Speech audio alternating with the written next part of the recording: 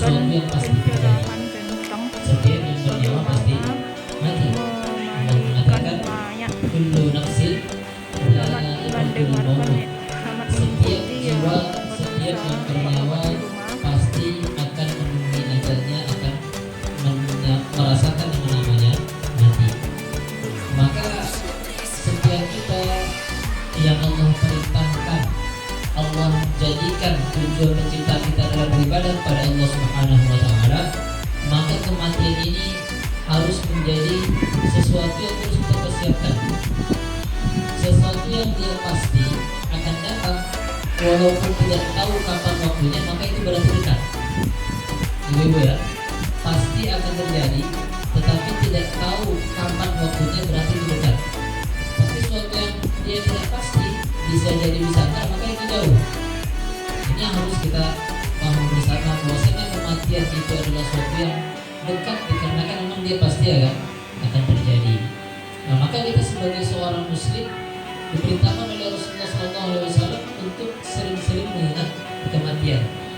Rasulullah mengatakan, "Aktsiru dzikri hadhil ladzat." Perbanyaklah mengingat penghancur segala kenikmatan. Yaitu maksudnya adalah kematian.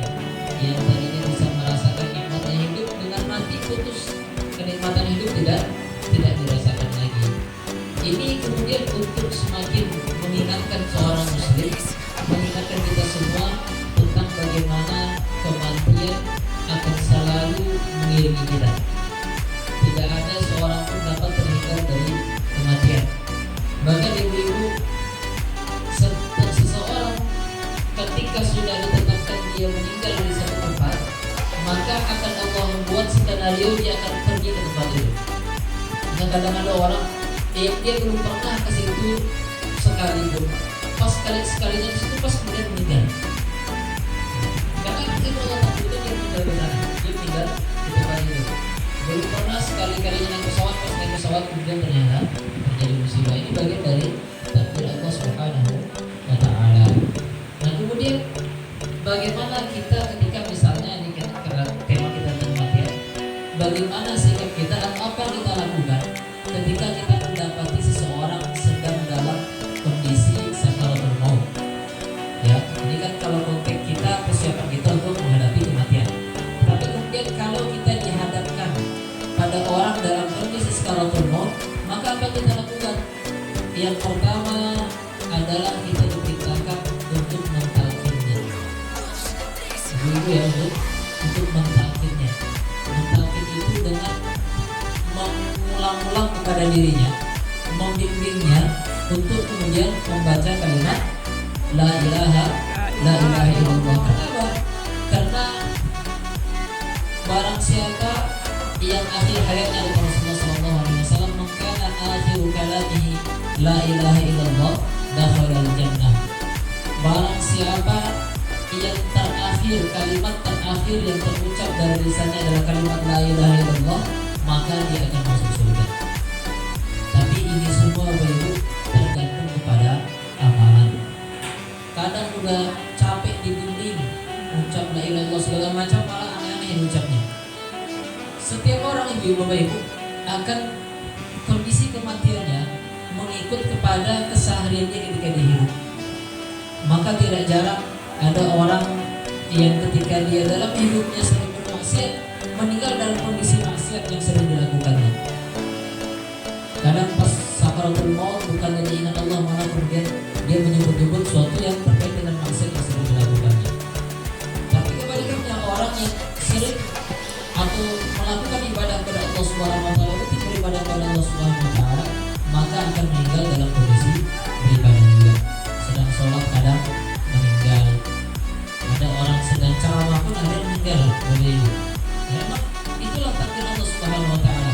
Allah Rasulullah mengatakan, "Man 'asha 'ala syai'in mata 'ala syai'in." Barang siapa yang dia terbiasa hidup dalam satu kondisi, maka dia akan meninggal dalam kondisi itu. Sehingga kalau kita dapat orang dalam sakaratul maut, ya terlepas dari dia sanggup atau tidak bisa atau tidak untuk mengikuti apa yang kita ucapkan, maka kita diperintahkan sebagai seorang muslim, dan kalau kita seorang muslim, untuk mentalkinnya. Ya suruh dia menyebut kalimat la ilaha illallah. Siapa tahu kemudian dia dapat kemudahan dari Allah Subhanahu wa taala untuk menyebutnya. Allah mudahkan baginya untuk menyebutkannya la ilaha illallah, ditalkinnya. Bahkan kemudian juga disunahkan untuk membacakan surah Yasin. Dalam hadis Rasulullah mengatakan iqra'u ala mautakum Yasin, bacakanlah surat Yasin atas orang yang tinggal di antara kalian. Ini ada perintahnya Ibu. Nah, sebagian ada yang menjadi pikiran berapa tentang waktunya. Ada sebagian yang mengatakan waktunya adalah ketika sakaratul maut, tapi kemudian ada yang mengatakan ya umum. Ya sakaratul maut juga sudah meninggal juga bukan masalah dibacakan surat Yasin. Kadang ada orang kalau ibu-ibu kalau pergi melayat biasanya jenazahnya masih di rumah, itu biasanya yang hadir itu baca surat Yasin. Itu berarti mengambil pendapat bahwasanya surat Yasinnya tetap boleh dibacakan setelah orang meninggal. Tapi ada perintah dari Rasulullah, bacakan atas alamatkan atas orang yang tinggal meninggal di antara kalian surat Yasin. Kita dapat ke orang sedang sakaratul maut, kita baca surat Yasin, ada yang mentalkinnya, ada yang baca surat Yasin. Mudah-mudahan itu kemudian akan memudahkan dia. Kadang-kadang orang yang dalam kondisi sakit, ya, terkadang itulah kemudian saat-saat kritis dia merasakan sakaratul maut, ketika itulah kemudian Allah cabut nyawanya, maka kita di sekitarnya dianjurkan untuk memudahkannya membaca Al-Quran kemudian mentalkinnya. Bapak Ibu rahmatullahi Allah Subhanahu wa taala, kemudian sebisa mungkin kalau bisa kita hadapkan wajahnya ke kiblat, ya, misalnya sama seperti seseorang ketika dibaringkan di kuburan, dimiringkan ke sebelah kanan, sisi sebelah kanannya di bawah dan dihadapkan wajahnya ke kiblat. Ini misalnya ada orang sakaratul maut, berarti kita hadapkan wajahnya ke kiblat, kemudian kita talqin, diangkat kepala yang sedikit kali. Kalau ternyata tidak memungkinkan untuk dibuat seperti itu, paling tidak hadapkan mengarah kiblat kakinya. Ya, misalnya mungkin kondisi memang tidak bisa, maka kalau bisa menghadap kakinya, karena dalam hadis disebutkan Rasulullah SAW, sesungguhnya kita di antara kalian ketika dia hidup maupun mati adalah menghadap Ka'bah, dia menghadap ke Baitullahil Haram. Maka ini dianjurkan, disunahkan bagi kita untuk memudahkan dia dalam kondisi ketika menghadapi sakaratul maut. Kemudian setelah misalnya nyawanya dicabut oleh Allah Subhanahu wa taala, Bapak Ibu rahmatullahi Allah Subhanahu wa taala, biasanya orang kalau meninggal itu mata terbuka. Ya, matanya terbuka. Kenapa? Karena memang mata ini dia mengikuti ruh keluar. Rasulullah menyebutkan dalam hadisnya, inna ruha idza qubida tabi'ahu al-basar. Sesungguhnya ruh ketika dicabut, maka mata itu akan mengikutinya. Ya, dicabut ruh itu paling terakhir dicabut di kepala. Kalau saya memang belum pernah juga mendapati orang sakaratul maut, tapi banyak kisah sakaratul maut itu mulai dari ujung kaki, kakinya dingin dulu, sudah pernah lagi, dan mulai menjalar ke atas sampai kemudian Allah cabut, terakhir dicabut oleh malaikat, yaitu lewat kepalanya. Maka matanya biasanya terbuka mengikut kepada melihat ruh yang dicabut oleh malaikat. Di situ juga kemudian Bapak Ibu, setiap orang yang meninggal itu melihat tempatnya ketika nyawanya dicabut. Maka tidak sedikit kita temukan orang yang ketika meninggal raut wajahnya berseri-seri, senang dia. Kenapa? Nampak tempatnya di surga. Ya Allah tampakkan tempatnya di surga, maka wajahnya berseri-seri, senang, tersenyum. Saya ada sekali yang memang kawan teman istri ketika kuliah di Mesir.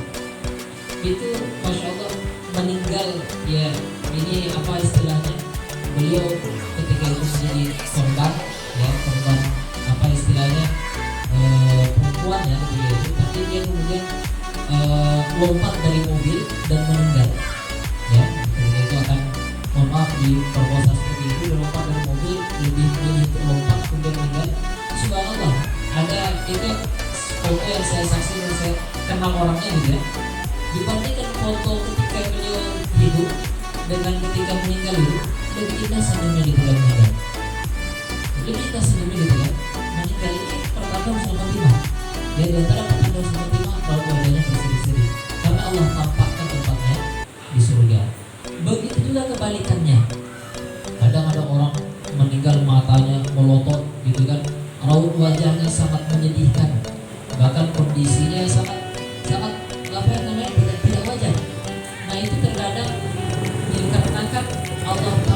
sebaiknya tempatnya dinamakan, sehingga kemudian dia ketakutan. Ya, sehingga kemudian dia ketakutan. Bahkan Bapak Ibu, para malaikat ketika itu berbondong-bondong datang untuk menjemput ruh setiap manusia meninggal. Maka kita sebagai orang yang mendapati kondisi seperti itu disunahkan kemudian diperintahkan untuk menutup matanya selain. Ya, kita tutup matanya, jangan dibiarkan terbelalak begitu saja. Setelah itu kemudian kalau bisa persediaan itu digerak-gerakan biar dia tidak kaku ya, karena kalau langsung dia kan biasa kaku. Bapak saya meninggal 2012, itu meninggal malam hari ketika akan dimandikan di pagi hari, itu sangat susah sekali untuk menggerakkan tangannya.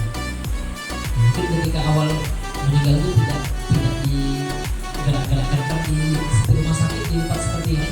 Pas akan kita mandikan itu agak keras untuk meluruskannya, karena kan payah kalau mandikan dalam kondisi seperti ini. Ya agak keras untuk meluruskannya.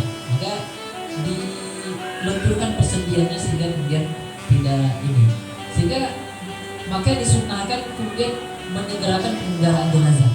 Karena kalau semakin lama nanti akan berubah jenazah itu, tak ada dari kamu atau bahkan kemudian mulai bau, makanya disegerakan untuk disegerakan jenazah. Kemudian juga disunahkan setelah meninggal ditutup dengan kain panjang. Ya jangan dibiarkan terbuka gitu saja. Nah ini yang diperintahkan kepada kita ketika mendapati seorang dalam kondisi sakaratul maut. Baik Bapak Ibu rahmati Allah Subhanahu wa taala. Kemudian masuk kita pada prosesi berikutnya, yaitu bagaimana tata cara memandikan jenazah. Sebelum kita praktek nanti lebih pada praktek Bapak Ibu, yaitu ada alatnya.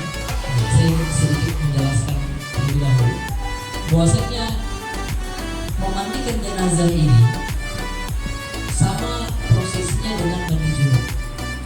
Ya, ini supaya kemudian kita tidak tergambar bahwasanya mandi jenazah ini satu hal yang ribet. Saya yakin semua kita pandai mandi janabah, ya. Maka sebenarnya prosesi pemandian jenazah sama persis dengan mandi janabah, karena konteksnya mandi jenazah itu ya mandi janabah. Tapi bedanya mereka nggak bisa mandi sendiri, makanya dimandikan.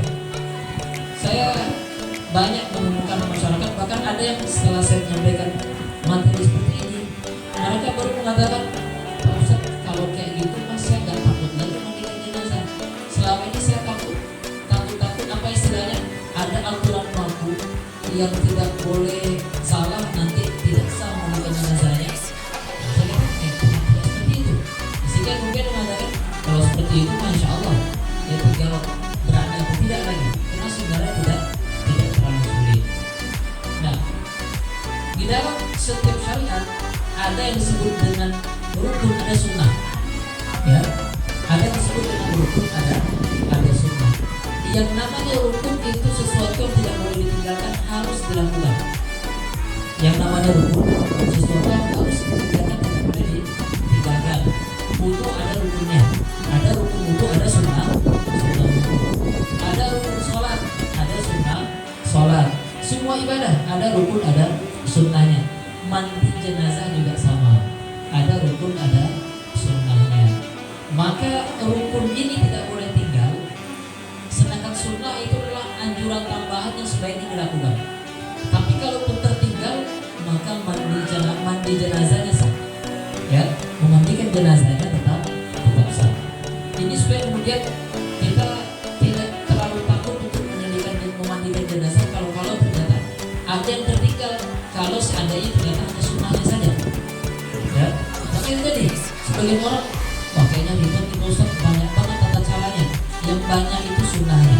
Rukunnya itu ibu-ibu bapak itu cuma 2 katanya. Ya, rukunnya cuma 2 saja. Kalau rukun cuma 2 ya gampang banget ya. Ngapalnya ingatnya juga gampang, cuma 2, atau kalau mungkin ada menambahkan jadi 3. Ya, ada menambahkan 3. Rukun yang pertamanya, ya niat, kita yang meniatkan, karena jenazah dia tidak bisa meniatkan lagi.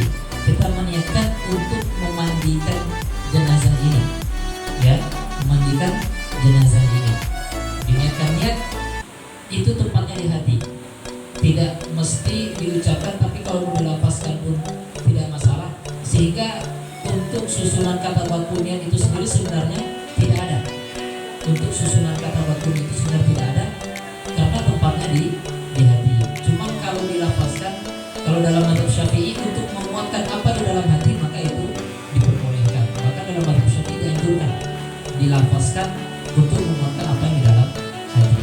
Maka kalau kita mandikan jenazah, kita niatkan untuk memandikan dia, untuk mengangkat hadasnya, untuk mensucikan dirinya. Nah, niatkan seperti itu. Itu rukun yang pertama. Rukun yang kedua, ini kalau kita hitung 3 ya. Rukun yang kedua yaitu membersihkan segala najis yang ada pada dirinya. Itu yang kedua, membersihkan segala najis yang ada pada dirinya. Nanti pada prakteknya akan kita contohkan. Yang ketiga, meratakan air ke seluruh tubuh jenazah. Membasahkan air ke seluruh tubuh jenazah dari ujung rambut sampai ujung kakinya. Sama seperti mandi janabah, sama persis. Yaitu niat untuk mandi janabah, mengangkat hadas dari diri kita, membersihkan najis yang ada pada diri kita, kemudian meratakan air ke seluruh tubuh. Itu yang menjadi rukun dalam memandikan jenazah. Saya yakin kalau rukunnya 3 itu kita semua pasti bisa.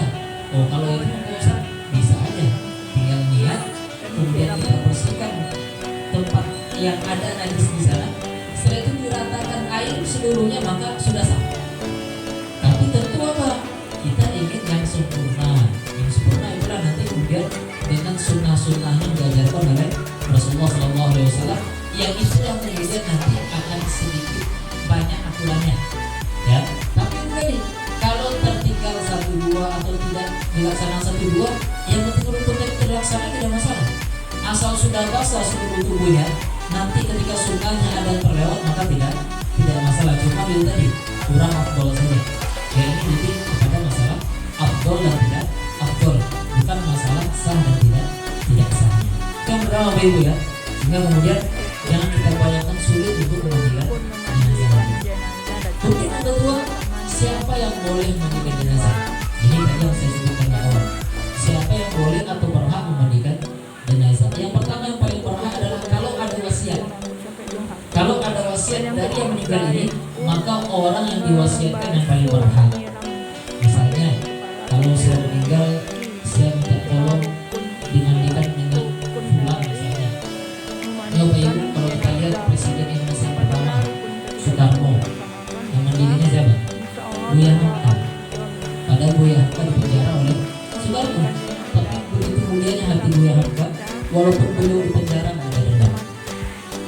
Soekarno berwasiat kalau nanti saya meninggal, tolong yang mengurus jenazah saya mintakan kepada Buya Hamka. Buya Hamka langsung mengurus jenazah Soekarno ketika itu. Ini contoh ya, contoh.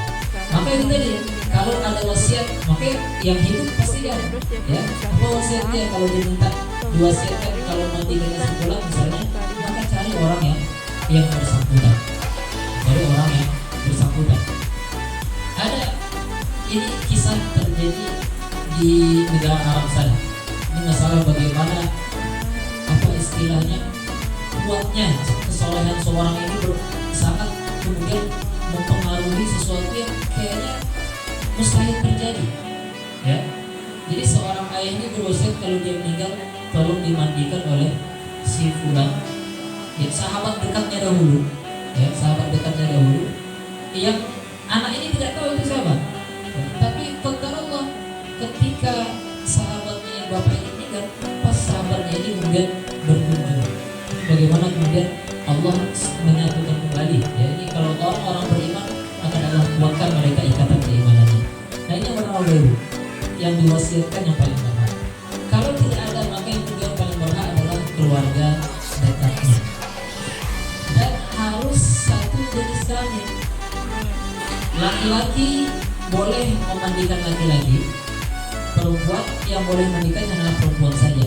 Kalaupun beda jenis kelamin, hanya boleh antara suami istri saja. Ya Bu ya, hanya boleh antara suami istri saja kalau beda jenis kelamin, karena tidak ada batasan aurat antara suami istri. Jadi bapak nggak boleh memandikan anak gadisnya, ya. Anak laki-laki tidak boleh memandikan ibunya yang meninggal. Harus yang sejenis. Berarti kalau anak laki-laki meninggal, yang memandikan ya bapaknya atau saudara laki-laki yang lain. Yang meninggal perempuan maka yang memandikan adalah ibunya atau saudarinya yang lain. Kecuali kalau anak ini belum balik, maka boleh, misalnya seorang perempuan belum balik, boleh bapaknya memandikan. Seorang laki-laki belum balik, boleh ibunya ikut memandikan. Tapi kalau sudah balik tidak boleh beda jenis kelamin kecuali hanya antara suami istri saja. Rasulullah pernah mengatakan kepada Aisyah, kalau saya meninggal kamu yang memandikan, dan kalau kamu meninggal saya yang memandikan. Ini disampaikan oleh Rasulullah dalam hadisnya kepada Aisyah.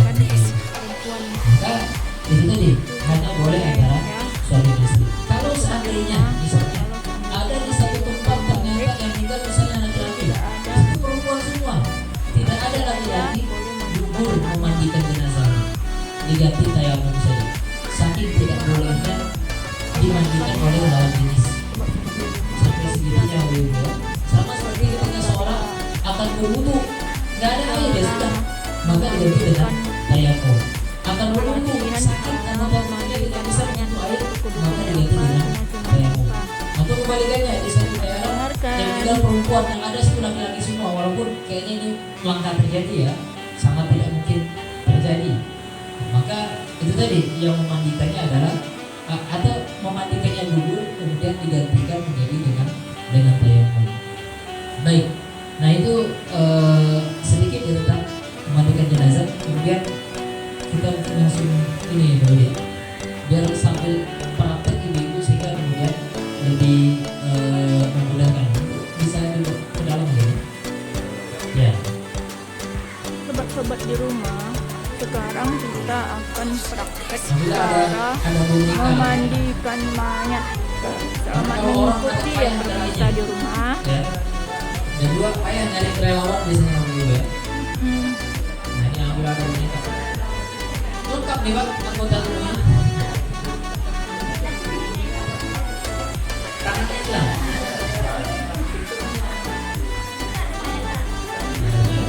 Sekarang kita memandikan mayat ya permisa. Selamat mengikuti. Baik Bapak Ibu dirahmati Allah Subhanahu Wa Taala. Yang pertama yang perlu diingat apa saja kita butuhkan ketika memandikan jenazah. Jadi diri semua ibu ya. Yang pertama kita sediakan 3 ember ya, karena ada 3 air yang dibutuhkan untuk memandikan jenazah. Kalau tidak maka menjadi 2 saja. Yang pertama air dengan campuran daun bidara ya, daun bidara. Kalau kita sering cari sudah ada yang nanam itu, bahkan katanya sudah ya dikacaukan di air dicampurkan. Dia kalau itu berbusa dia itu. Ya, yang pertama air daun bidara. Yang kedua ya air biasa tapi nanti pakai dikasih sabun, air sabun yang kedua. Yang ketiga air kebun barus. Kebun barus biasanya yang sudah dihancurkan ada itu. Jadi kita sediakan 3 ember. Kalau ternyata daun bidara tidak ada sudah tidak harus ada, tidak masalah. Berarti tinggal 2 saja, yaitu air dari air sabun sama air kebun barus. Ya, ini yang disunahkan karena Rasulullah SAW mengatakan ketika anaknya meninggal, Rasulullah memerintahkan untuk memandikan anaknya dengan air dari daun bidara. Urutannya daun bidara yang pertama, yang kedua itu air sabun, yang ketiga air kebun barus. Air kebun barus ini yang paling terakhir, ya. Air kebun barus ini yang paling terakhir. Kalau tidak ada bidara maka langsung air sabun dan air kebun barus. Itu yang pertama. Jadi kita sediakan 3 ember. Ini 3 ember. Nah yang kedua, sediakan ini mungkin BSKN bisa dibeli bentuk auratnya. Nah, ini penting karena tidak boleh aurat itu tampak. Ya, dari yang meninggal ini tidak boleh aurat itu tampak. Dan pastikan kalau aurat itu dari bahan yang tidak, kalau kena air itu tidak nempel itu berarti bukan bahan plastik ya. Mohon maaf, bukan bahan kain. Mungkin bahannya kulit atau mungkin sejenis apa berarti ya, plastik yang karet mungkin gitu ya. Karena kalau kain nempel dia apa auratnya jadinya ya. Ini baik, mana pura-puranya yang kain dulu. Ini aja yang di atasnya. Baik, enggak yang kain dulu ya. Yang pertama, kalau mayatnya laki-laki maka auratnya dari pusar sampai lutut. Ya, kita Kalau mayat laki-laki bermisa auratnya dari pusar sampai ke lutut ya. Ini jadi pasti untuk ini kita buat rumah laki-laki perempuan. sobat-sobat di rumah, Sekarang sekarang kita memandikan sampai sini, Pak. mayat perempuan, yaitu menutup auratnya dari dada sampai ke ujung kaki, Perempuan. leher sampai Walaupun mandikan lutut ya. perempuan tetap harus tutup seperti ini, Bu Ibu.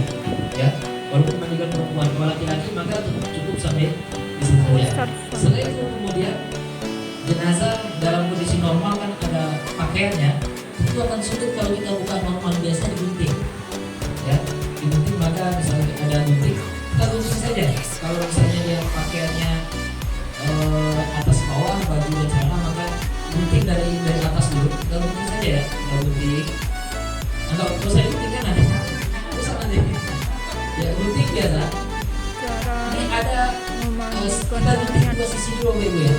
Ini pertama cara itu menangani itu tidak luka auratnya ada. yang dari Gunting leher sisi sampai sebelah sini semuanya, tangannya dari baju ini kan, tangannya semuanya sampai ujung sini. Ya, kemudian gunting sisi sini lagi sampai sisi ujung. kanan dan Setelah itu sisi kita kiri biarkan sedikit, kita lalu selipkan ke dalam. mayat Ya, diiringkan sedikit.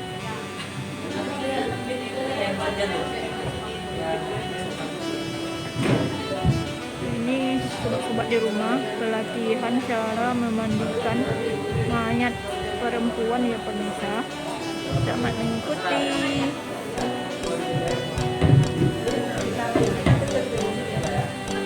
Ini saya Sahir Ahmad melihat cara bagaimana mengikuti cara mandikan mayat. Nah, ini pemirsa terkadang ada Indonesia. sebagian orang sedikit menyepelekan agak menyepelekan masalah aurat ini. Memandikan mayat perempuan ya pemirsa di rumah Baik, oleh kita menunjukkan oleh sedikit ke Ustaz sebelah kanan. Korea.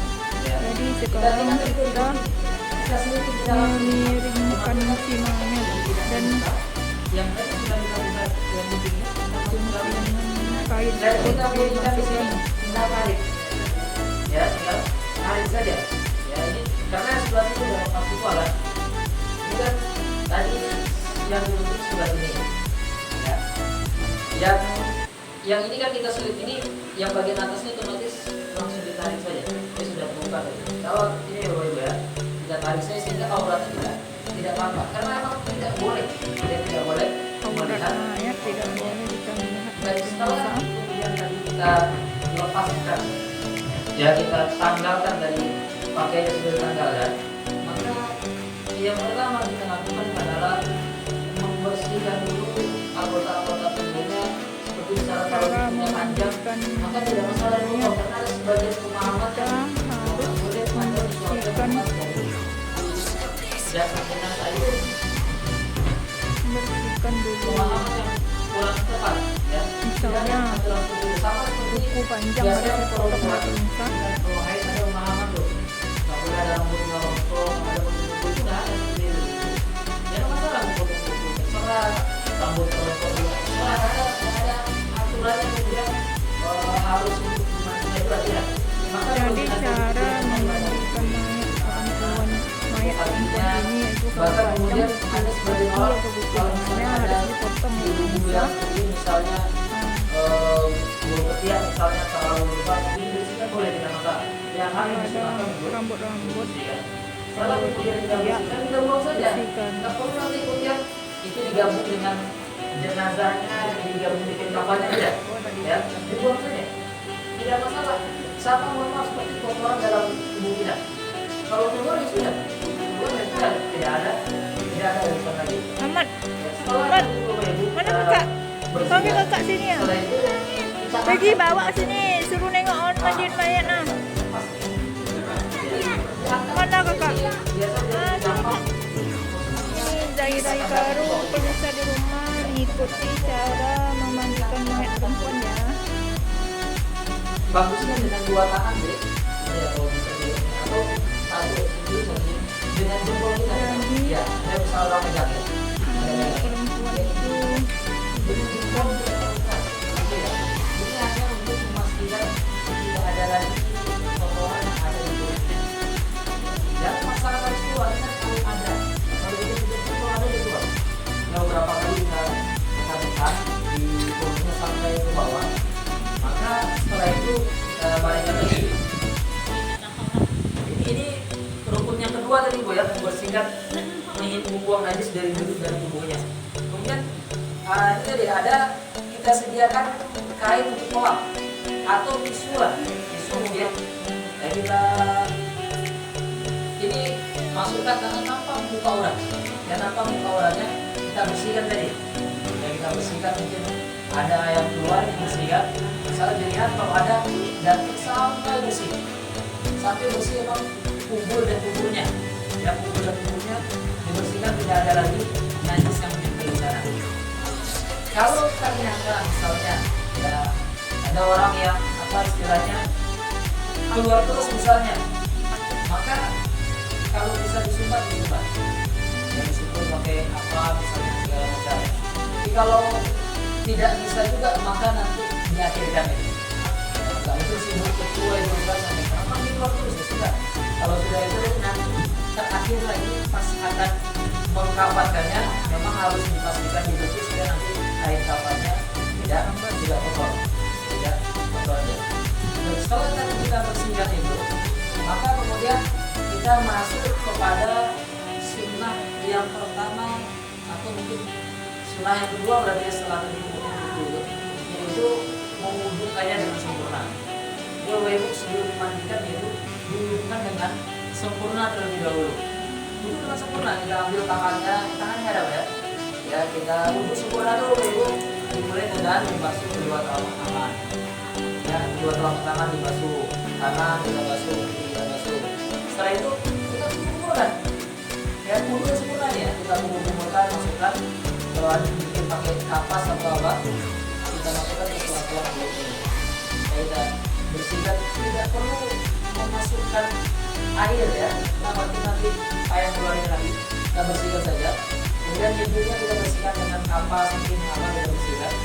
Setelah itu setelah kita bersihkan kubur, kemudian bersihkan hidungnya, kemudian kita basuh wajahnya, ya basuh wajahnya sempurna. Setelah itu kita basuh tangannya dari ujung kanan sampai siku, tangan kanan, kemudian tangan kiri. Setelah itu kita basuh kepalanya. Ya, kepala saja dulu, tidak usah sampai pasar rambutnya karena itu nanti pas porsi mandi ya. Kepala kemudian telinga, ya telinga kita bersihkan telinganya. Kalau ada kapas mungkin kotoran kita bersihkan. Setelah itu baru kita basuh kakinya, ya kaki kanan kemudian dari kiri. Selesai dengan sempurna. Jadi diwudukan dengan sempurna. Dan ini juga sama, tata cara mandi junub juga. Wudhu dulu baru kemudian kita mandi. Ya wudhu dulu. Setelah tadi dia diwudukan dengan sempurna, kemudian barulah kita fokus untuk membasuh rambutnya dulu, ya membasahi seluruh rambut itu sampai basah. Ini baru sudah mulai pakai air daun segar tadi, daun bidara tadi. Kalau ada daun bidara baru mulai kita ambil daun bidara tadi, kita basahkan. Kalau rambutnya pendek ya, perlu panjang sampai ujung rambutnya basah. Ya, dan itu sudah bisa disiram, dibasahkan. Kalau laki-laki ya, kalau perempuan maka sampai ujung rambutnya harus basah semua, tidak boleh ada yang tersisa. Harus basah semua sampai ujung rambutnya. Ya setelah itu, maka ini masih dengan air daun bidara pertama. Diperintahkan dia membasuh sebelah kanan bagian atas. Ya, ini kita ambil ada gayung tadi ya. Kanan bagian atas ya.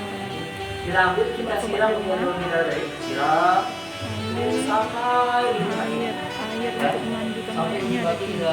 siram, kita usap dengan dari air daun bidara. Air Setelah itu kita ikat dari bagian belakang sebelah kanan. Ambil kita kalau dalam siram kanan yang bagian boleh dengan kanan. Tapi lalu kalau dipakai kanan pastikan panjang ya kayak ininya, bukan panjang dari melebar berarti melebar dia tidak terangkat ya. Kita siram lagi sampai sampai ujung, kemudian sebelah kiri sama. Sebenarnya dari sana ada sebenarnya pada sini ada payah ya kan. Yang sebelah kanan, yang kanan dari baru sebelah kiri. yang belakang ini juga. Ya, saya sama tadi sampai ujung kemudian kita balik. Bagian belakangnya sampai di sini. Maka selesai pakai air yang pertama. Air pertama. Yang kedua sama seperti juga, pakai air sabun. Yang kedua Air sabun. air sabun.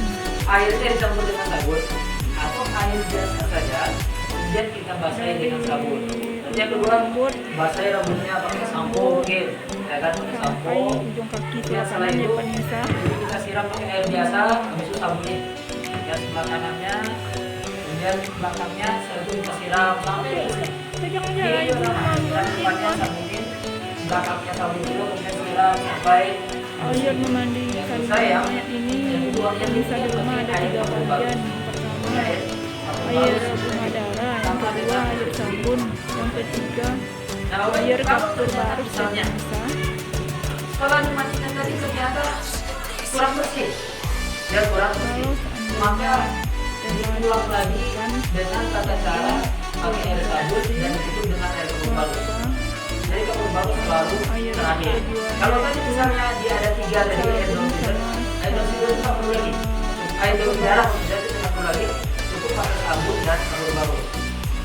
Kalau enggak juga nanti lagi sabun dan kapur baru. Jangan kemudian pakai sabun saja tidak cukup dengan kapur baru. Kapur baru itu yang terakhir deh. Itu isinya untuk kemudian menghilangkan bau atau untuk sedikit biar dia tidak cepat terlalu cepat busuk misalnya. Ya. Itu deh. Ya, kan tadi bisa dengan air sabun. Setelah itu kita siram dengan air bersih untuk siramnya. Atau air bersih saja kita sabunkan, setelah itu kita siram lagi. Itu mau membersihkannya. Kalau dengan sabun, gosok ya itu gitu. Sampai yang pakai daun darah itu. Ya, sampai yang bersih. Nah, ini kalau itu kondisi jenazah dalam kondisi normal. Sekarang ini cara memandikan mayat dalam kondisi normal. Misalnya ada yang kedua ya memandikan kondisi jenazah tempat yang tidak normal. Seperti ya pemirsa, bagaimana cara memandikannya? Ini sebelum kita mandikan ibu dan dulu supaya tidak masuk air, ya termasuk bulan yang supaya tidak masuk air. Kenapa? Karena kita juga melakukan jenazah ini sama seperti orang hidup. Ya orang itu kalau masuk air di hidung, masuk air mulut, masuk air telinga itu terganggu.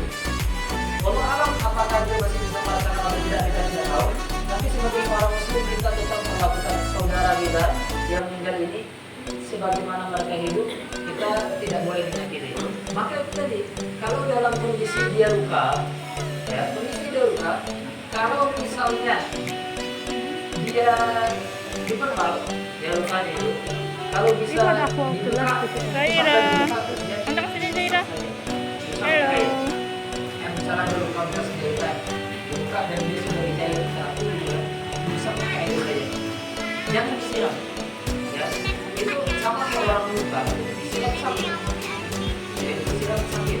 Maka tidak perlu disiram. Disiram itu kita akan dirusaknya pakai air. Makanya itu diakhirkan. Kalau misalnya ternyata tangannya atau segala macam dulu, maka baju itu kita akhirkan. Kalau misalnya ada yang lukanya yang sangat parah sekali, kita bisa pikiran karena misalnya luka yang bakal nanti maka kondisi seperti itu kita tebal saja. Ya, misalnya diperban ya tangannya atau apa gitu kan, yang perbannya luka bakar segala macam. Maka biasanya di atas perban itu saja kita ini kan, kita usap air. Maka nanti terakhir kita ganti dengan ayam. Bukan kita ganti, kita lapar dengan ayam. Ini sama konteksnya Bapak Ibu dalam kondisi kita hidup normal. Ini kita Memandikan nih. mayat Kita ini baca sama kalau konteks misalnya bagaimana memandikan memandikan kena air nggak masalah, sudah orang air. hidup ya sobat-sobat di rumah. Kalau kata dokter ini nggak boleh kena air, kalau kena air berbahaya tambah lama sembuhnya, sehingga harus diperban. Maka kita mengusapnya dengan air bagian atas. Tapi setelah itu kita bertayamum. Misalnya dari kita wudhu tangan, muka. parah lukanya beringsang, bisa-bisa menyayangkan mayat tersebut dimulai dari tangan kanan sampai tangan kiri. tangan saja ya, wajah dan tangan saja tayamum. Kalau jenazah otomatis ditayamumkan aja. Itu kalau misalnya sebagian, tapi kalau ternyata seluruh anggota tubuhnya ada orang Celaka. ya kan, celaka seluruh anggota tubuhnya Yang hancur. ketiga itu Nggak mungkin itu mayat dimandikan tayamum atau yang luka bakar, terbakar. Ini kami sampai Kecelakaan. 2015 kebakaran meninggal 2 orang saja. parah, kecelakaan mayat, Ada yang satu yang bilang saya satu mayatnya tidak bisa dimandikan atau terbakar atau hancur. Kalau dalam seperti itu, maka langsung diletakkan di atas kain kafan. Di atas kain kafan itu kemudian baru dia ditayamumkan. Diletakkan di tanggapan baru tayamumkan. Kemudian bagaimana kalau ternyata di tubuh ini ada sesuatu yang bukan bagian dari anggota tubuhnya? Kalau sesuatu itu mungkin dilepas dengan aman, maka lepas. Misalnya ada gigi palsu, ya kan? Bisa dilepas dengan aman, lepas saja. Tapi kalau ada gigi palsu sampai misalnya sudah Ditanam tahun mengakar misalnya sudah ini, kalau dilepas akan melukainya, maka biasa saja. Ya tidak masalah. Jenazah ini membawa sesuatu yang bukan bagian dari tubuhnya. Orang misalnya dia pernah digigit misalnya, apakah itu benar? operasi tulang berarti gigit pen. Pen. Maka nggak perlu dioperasi, nggak usah. Kalau operasi keluar fungsinya nggak perlu. Biasa saja. Ya tidak masalah. Dia bukan bagian dari anggota tubuhnya tertinggal di termasuk ini kasus biasanya kalau bayi meninggal. Bayi meninggal biasanya kalau bayi besarnya ada menjepit. Iya. Itu yang di perubahan kami terjadi inilah ya karena ketidakpahaman ya dan perubahan juga. Ini guntingnya. Guntingnya macam ini bu.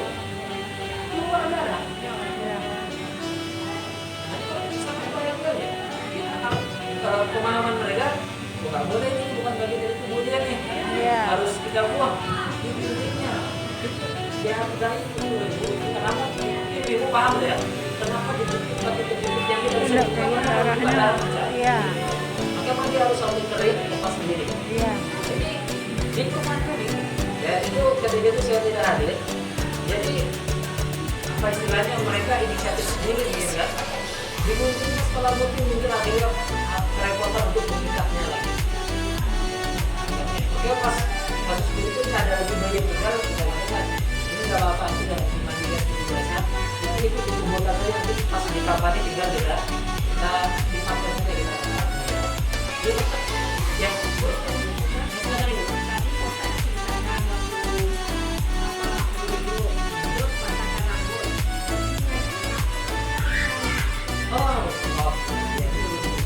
Niat itu di awal ketika kita Memandikan. ya, yaitu ketika kita akan menunjukkan. Ya, ketika kita akan menunjukkan dulu. Ya, dari wudhu itu Langsung. ya, atau paling lambat ya itu bisa awal mulanya atau bisa nanti paling lambat ya ketika kita akan menyiramkan ke seluruh badannya. Kalau setelah disiramkan baru ternyata sudah saja. Ya, jadi niat itu bisa dimulai dari awal kita akan mulai menunjukkannya. Karena kamu sudah mulai mandi jenazah kan, memandikan jenazahnya. Dan niatkan saya sengaja memandikan jenazah ini untuk mengangkat hadasnya karena Allah Taala. Itu akhirnya kita wudhu, kita mulai wudhukan mandikan yang sempurna. Itu kalau misalnya dia lupa, maka paling lambat sebelum dia masalahnya. Kalau ternyata sudah dimandikannya, lupa ulang aja. Karena niat itu beberapa tidak. Dia udah susah ya. Pak, niat nggak? Maksudnya niat. Ulang lagi berarti. Diniatkannya, maka tinggal nanti ulang masuk lagi dari awal sampai akhir. Mungkin ya tidak perlu mewudhukan lagi kan, karena semua itu sudah dapat dilakukan langsung saja kemudian dia memandikan. Ini ada juga di sebagian tempat yang mereka bertanya, Ustaz, saya pernah dapat ada pemahaman bahwasanya ada bacaan-bacaan khusus yang akan dibacakan ketika akan membasuh wajahnya ada doanya, basuh tangannya ada doanya, ya, basuh anggota lain doanya. Ketika akan ini kan kalau misalnya ditanya ada tidak perintah itu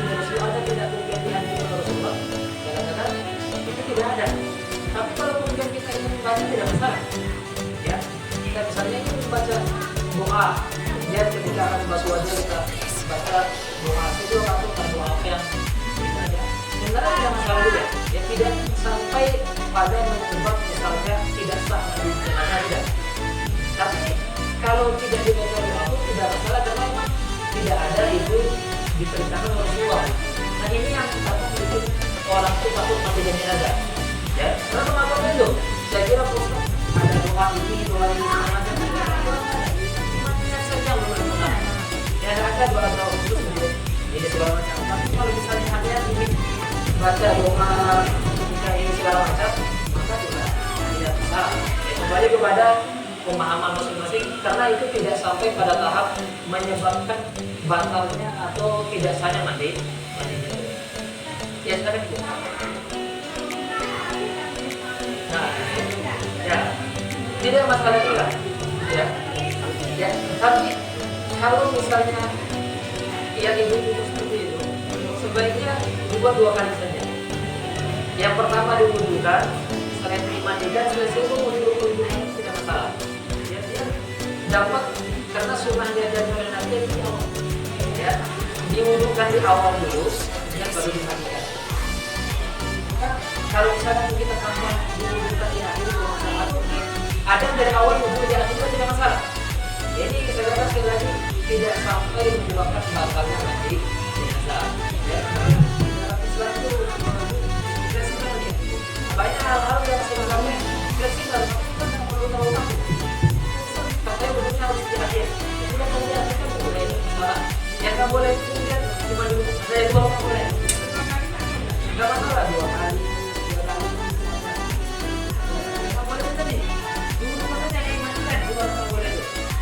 Bahkan itu tadi tidak diwudhukan pun tidak masalah. Ada mungkin karena dia wudhu mungkin disiram saja masalah semua rata. Yang saya katakan di awal tadi rukunnya kan 3. Niat membersihkan najisnya, kemudian meratakan air di seluruh tubuh.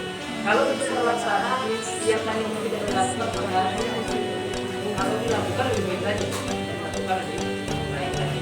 Ada lagi beberapa pertanyaan sambil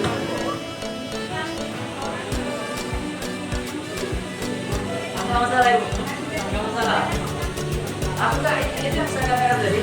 Ada sedikit pemahaman yang kadang sedikit kaku gitu. Ini tidak masalah.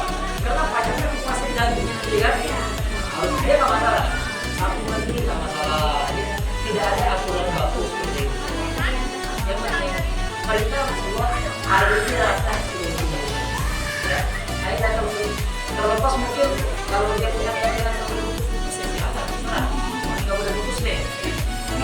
Tapi jangan pula kemudian ada orang putus nggak sah yang di apa putus tadi seperti itu. Ya. Itu makanya saya ya sama saya seperti ini. Ada yang itu tadi di tempat saya silakan disampaikan. Saya katakan ibu mohon maaf yang ibu lakukan tidak salah. Yang penting itu dia adalah dulu yang juga tidak masalah juga. Cara memandikan mayat itu dari ujung rambut sampai ujung kaki. Jadi diawali dengan kaki kanan ya sobat-sobat di rumah. Sebelum memandikan mayat, pertama baca niat. Saya baca niat, lalu baca niat. Saya niat memandikan mayat perempuan ini karena lillahi ta'ala. Jadi diambil air 5 darah dari ujung rambut sampai ujung kaki sebelah kanan.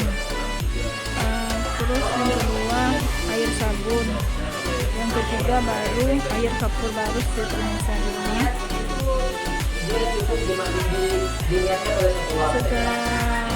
Sebelah kanan lalu dimandikan sebelah kiri sampai bersih. Yang ada sadas yang besar maupun ada sadas kecil. Sobat-sobat di rumah ikuti terus ya cara memandikan mayat dilakukan oleh Ustaz Dodi Oktaviani. Perumahan Geria seorang anak Alam laki-laki ini pulang ke bendera kemarin SBKM tidak masalah. khusus memandikan Ya nggak boleh dia ikut pulang pas bagian ini ikut pulang merah ikut pulang petugas itu nggak boleh. dari petugas Larangan itu dalam BSKDM arti dia memandikan secara umum itu tidak materi boleh. cara Tapi ikut misalnya memandikan ini jenazah seorang ibu, ada anak laki-laki, anak perempuan berdiri bersama di sini. Ada yang ikut-ikut juga itu tidak masalah. Ya. Tapi yang ada peran utamanya itu dia yang lihat dan dari awal sampai akhir dia.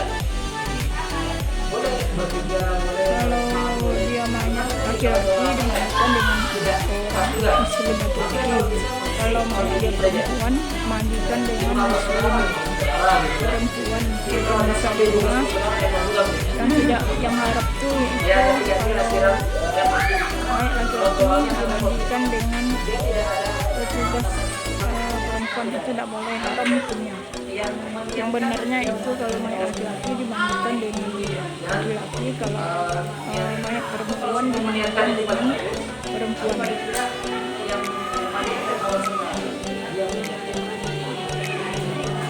Siapa yang memandikan dari awal sampai akhir dia yang harus menyiapkan.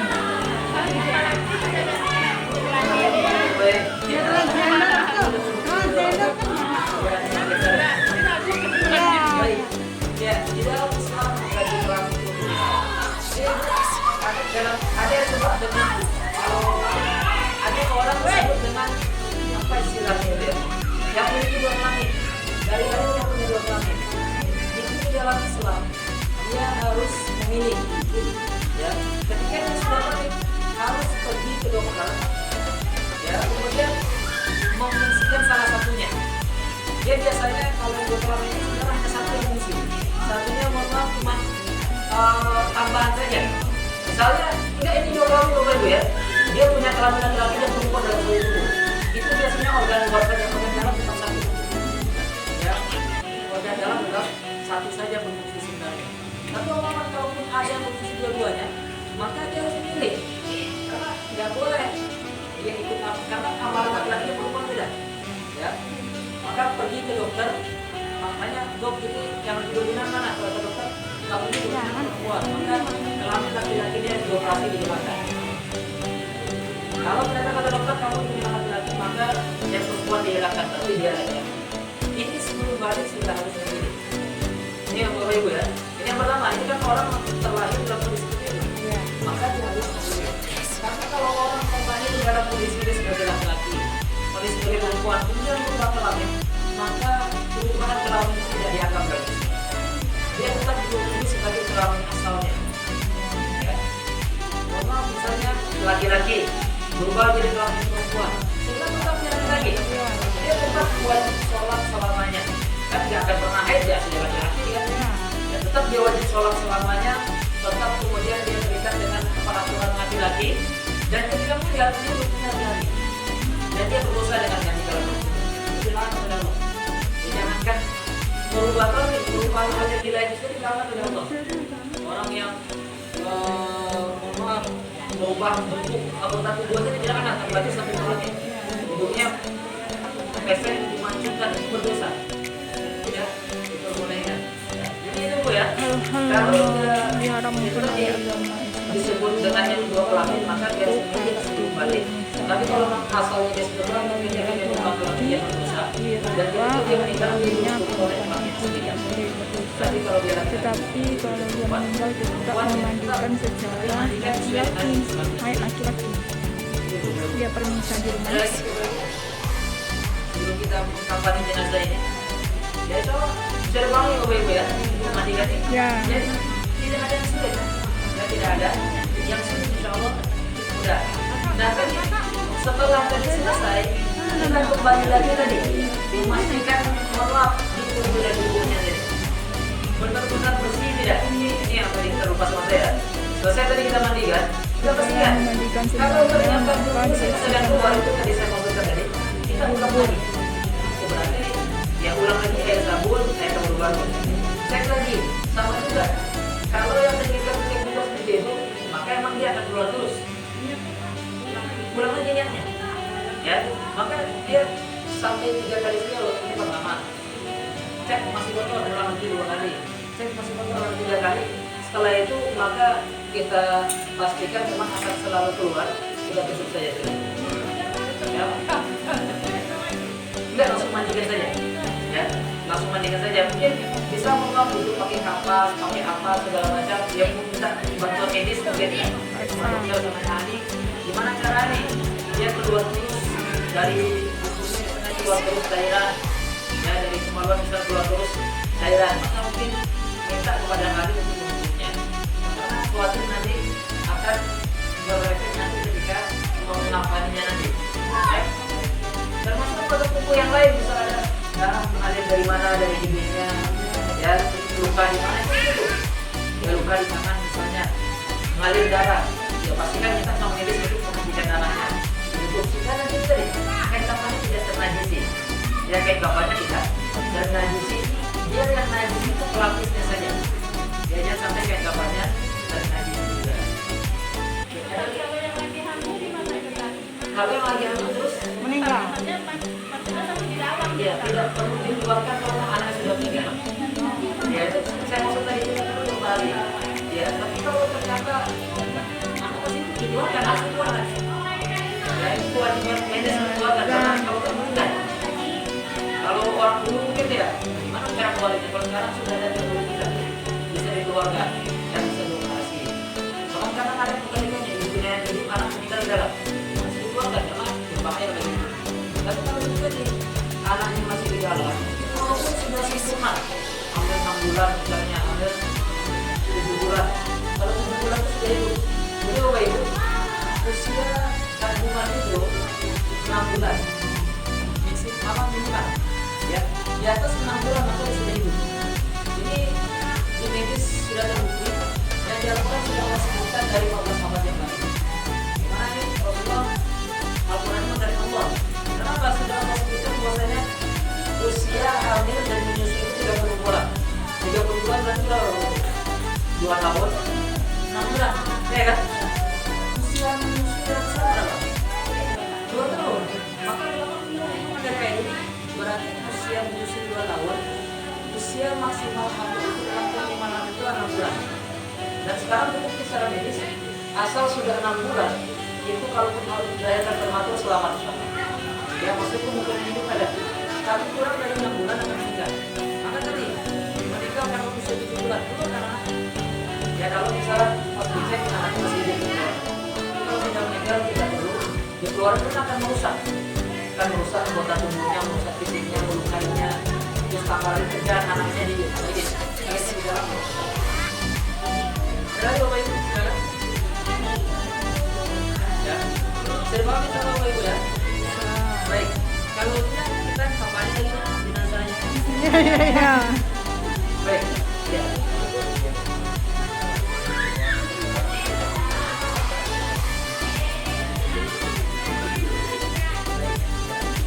Kalau akuntan hidupnya bisa dan istilahnya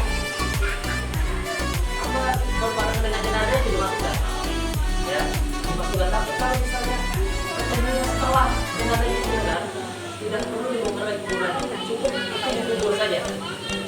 Ya, karena itu kan kalau dibuang sudah boleh, manusia itu dihormati, dia terhormat, meninggal dan hidup terhormat. Dibuang itu saja nanti dimakan sama hewan kurang. Hidung dikubur kan Bapak itu kan steril, jasad kita ini tidak dimakan oleh hewan. Jadi kalau misalnya itu bisa, kalau bisa disambung medis bisa, kalau tidak di kamarnya saja. Sal tangannya bisa, kita juga mandikan tangan. Jangan digerakin mama, goyang-goyang. Ya, kita gabungkan di situ. Kalau misalnya bisa dan nanti ditemukan ketika itu. Tapi kalau ternyata ditemukan setelah itu maka tidak perlu dibongkar lagi. Atau kebalikannya, orang yang kemudian putus tangannya dia masih hidup, ya tidak perlu dipapari tangannya, tidak perlu diurus seperti jenazah, dia masih hidup, ya tangan itu ya dikubur saja. Mungkin kalau dia mau ditutup segala macam tidak masalah itu, cuma bukan menjadi satu keharusan. Dorong buku kakinya.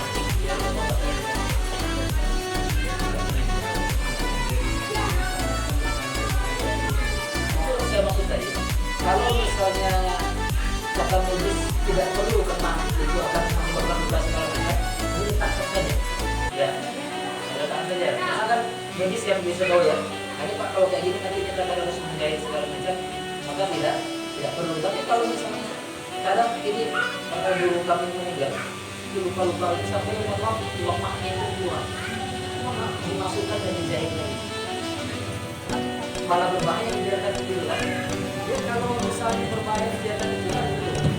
Tapi kalau dengan misalnya materi malah lebih mendatangkan masalah di pendidikan, maka tidak perlu. Ya, bisa tangannya tangan bisa dengan ada repot ya.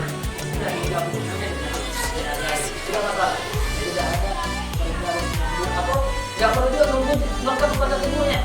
Belum lengkap nanti kita buka dulu tidak perlu. Kumpulkan saja. Karena perintah itu menyegerakan penguburan jenazah. Nanti urusan ketemu belakangan itu tadi, ketemu belakangan tidak perlu dibongkar kuburannya, dikuburkan ke tempat lain. Ya, tempat lain itu tidak masalah.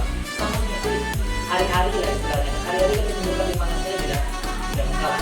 Ya, tidak perlu segala macam ya, dikasih dari kapas segala macam tidak perlu dikuburkan saja. Ada lagi Bapak Ibu? Pertanyaan? Ya Pak. Gimana? Ibu ya.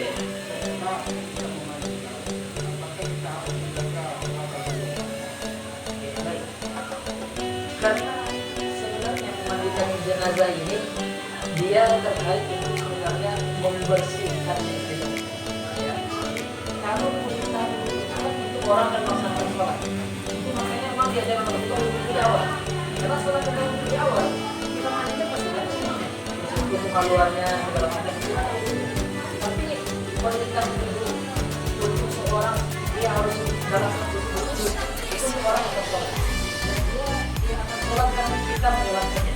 Dia sholatkan dan dilakukan sama dia terjaga atau dalam kondisi dia. Itu sudah membersihkan. Tapi kalau kemudian ada orang ingin dengan menambahkan dirubutan terakhir kali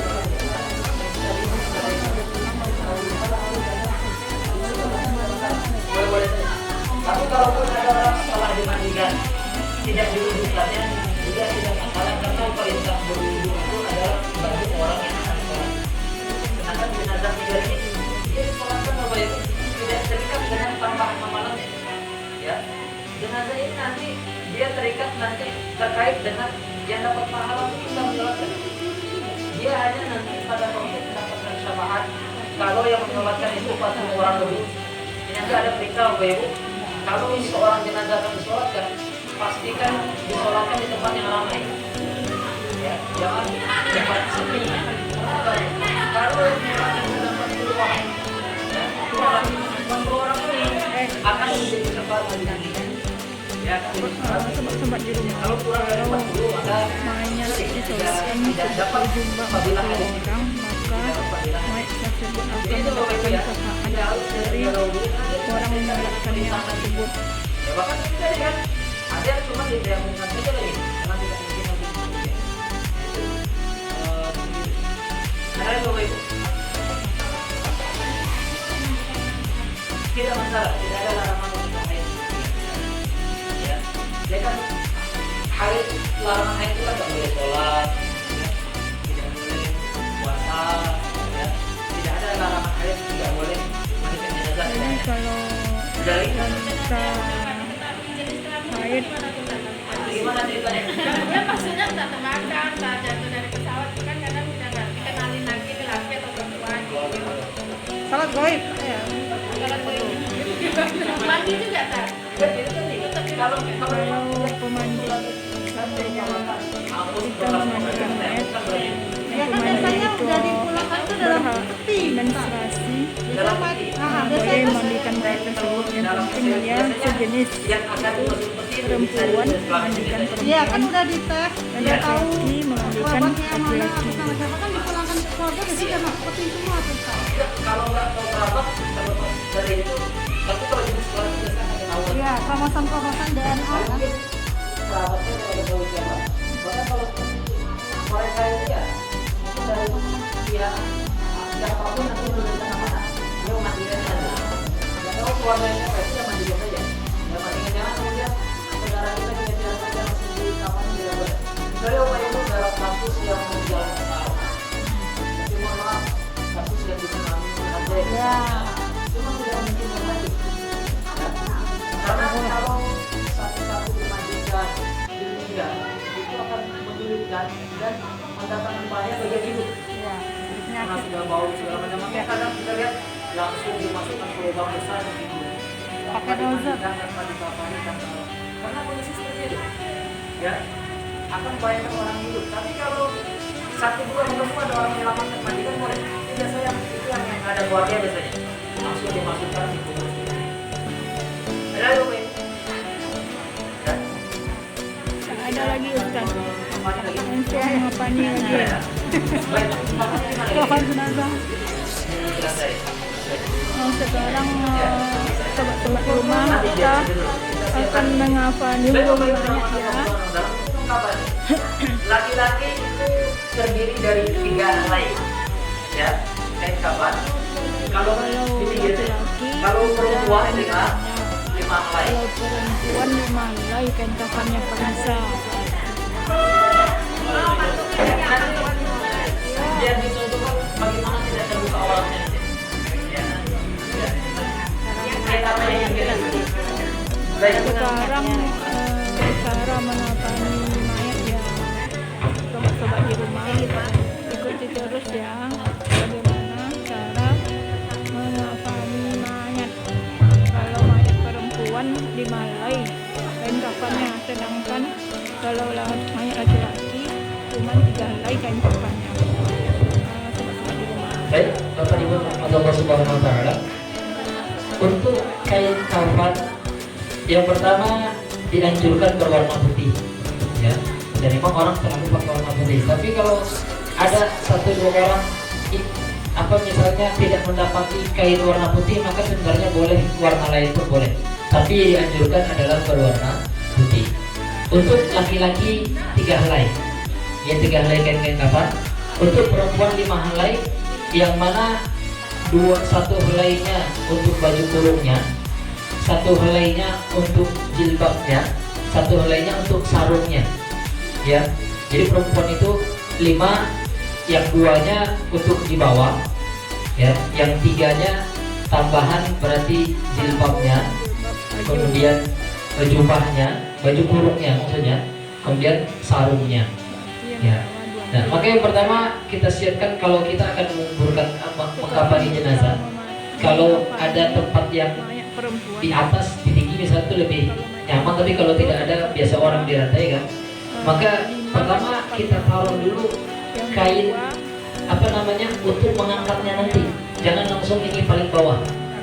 Biasanya tikar, di atas tikar tuh ada nanti kain panjang satu lagi, ya. Di atas itu baru kemudian kita kuncurkan sebanyak 7 buah tali. Ini sudah ada talinya. Nah, kita gunting nggak apa-apa. Ya, sebanyak 7 buah. Ya, jadi yang paling bawah kita taruh dulu tali sebanyak 7 buah di atas kepala, kemudian pas di leher, kemudian pas di tangan ini 3, kemudian pas di pinggulnya 4, di pahanya 5, di betisnya 6, di bawahnya lagi, bawah kaki 7, ya. Nah, kemudian kain kafan ini ukurannya pastikan ada lebih panjang daripada jenazah itu, paling tidak 15 cm, ya. Karena kalau pas nanti payah ikatnya. Atau kalau bisa lebih, misalnya 20, misalnya tingginya 160, maka cari yang panjang 2 meter, ya. Misalnya 360, jadi panjang 2 meter. Nah, atau dia lebih tinggi lagi, maka itu tadi ditambahkan saja 40, berapa bisa dia? 20 cm, 15 cm. 15 sampai 20 lah. Ya, jadi itu tadi 2 meter, berarti kan kalau tinggi 160 cm 2 meter, lebih kan 50 cm berarti, ya. 40 sampai 50 cm dari tingginya. Itu yang pertama, biar nanti kita nggak kerepotan dalam ini tadi, ya, menarik panjang pendeknya. Baik, ya. Jadi kita anggap tadi sudah ada tikar, kemudian ada kain panjang di bawahnya. Kita buat 7 buah. Ini paling bawah, di bawah kaki ini, ya. Ini di bawah kaki. ikuti terus ya. Ini di betis, di kira-kira saja. Dari ini ke sini. Yang Dia dilakukan oleh bilangannya ganjil, kalau perlu kurang bisa 5, tapi 7 ini sudah ideal nih. KSMB. Betul. MB KSMB.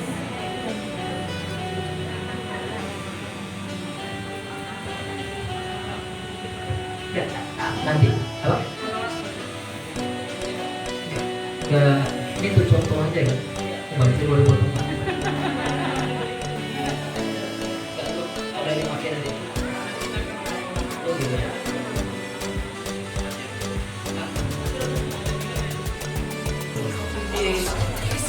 Iya ya. Ini ada. Kalau misalnya bisa kita buat untuk perempuan juga dicontohkan. Ya. Ini bisa dibuat perempuan ya. Oh iya, di masinnya. Jadi untuk pemotongan kain kafan disesuaikan dengan tinggi badan si mayat ya sobat-sobat. Yang tujuan kita aja lagi. Untuk perempuan juga. Beda. Ini tuh kain kafan laki-laki. Kita contohkan perempuan saja karena laki-laki lebih sederhana deh. Enggak, ini tetap dipotong.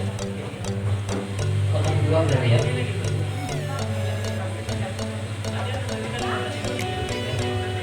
Atas bawah juga saya. Jadi pemotongan kain kafan dari kepala 15 cm, dari kaki 15 cm ya pemirsa. Berapa yang dapat kita? Berapa? 2. Ini berarti buat potong 4 meter. Ini untuk jumlahnya. Ini kita bukan yang ibu-ibu karena yang laki-laki nanti lebih sederhana dia.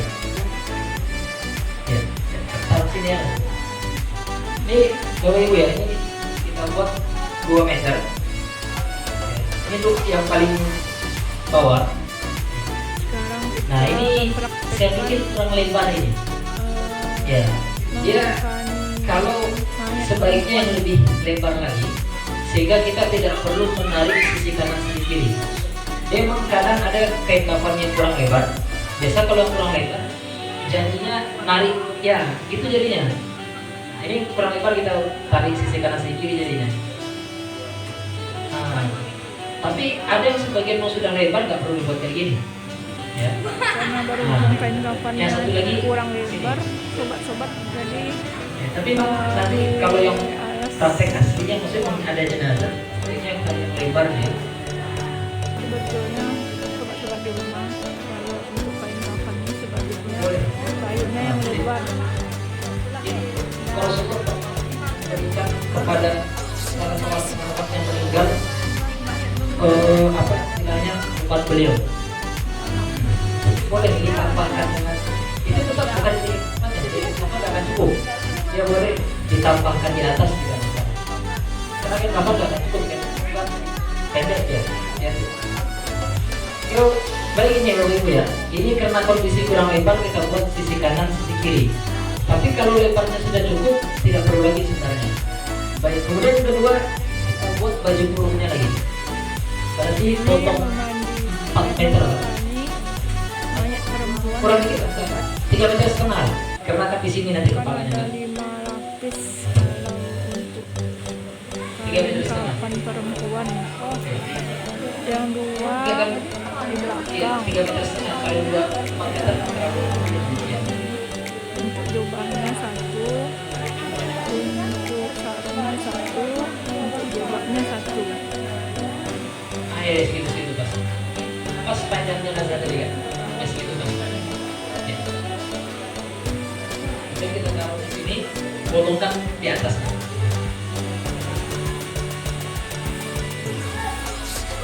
Ya. Ya dilipat itu gunting sininya.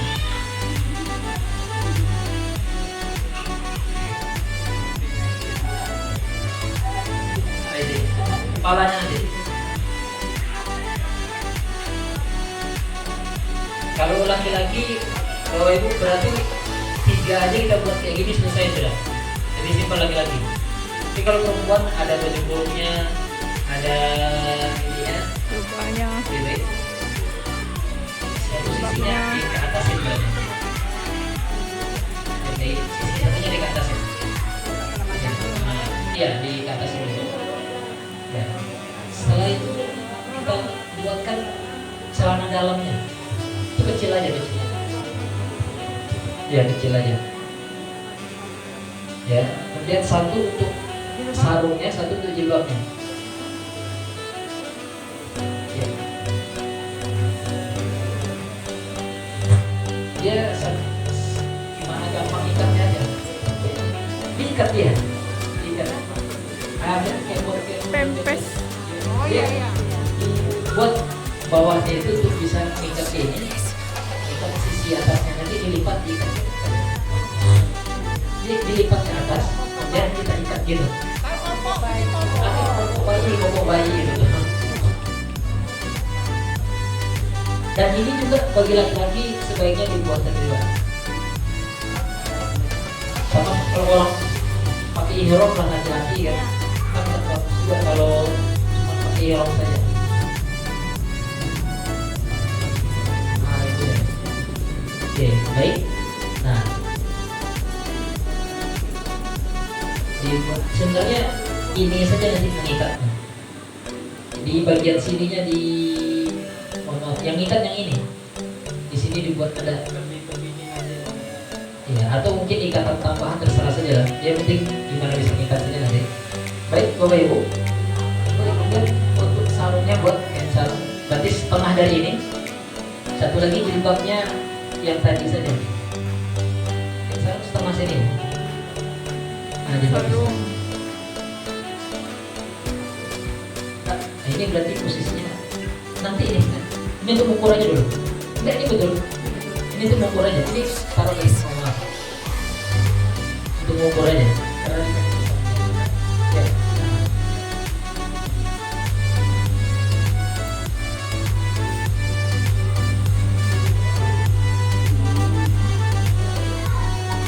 Saya praktek perempuan yang asli belum pernah. Emang nggak boleh kan? Enggak. Ini tadi betul sih. Ya, ini kan nanti kita pakaikan setelah jenazahnya ditaruh. Jilbab sama ini kita standby. Ah, itu baik.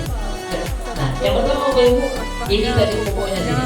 Di sini kita taruh kampas.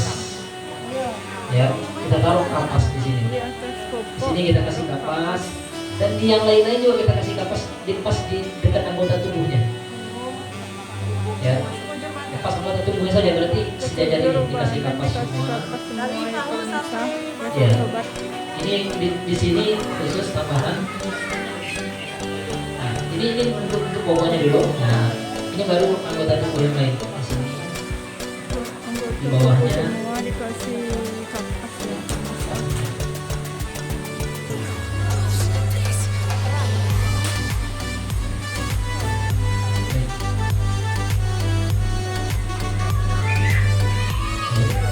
Sampel aja lah, apa? Ya maksudnya segini aja, sampel aja. Setelah itu, ya, kita kasih kapur barus Bapak Ibu. Ya, misalnya aja lah. Kalau benar mau nanti. Ya ada juga. Ya dapur kita taburin di sekujur ini, ada kapur barus.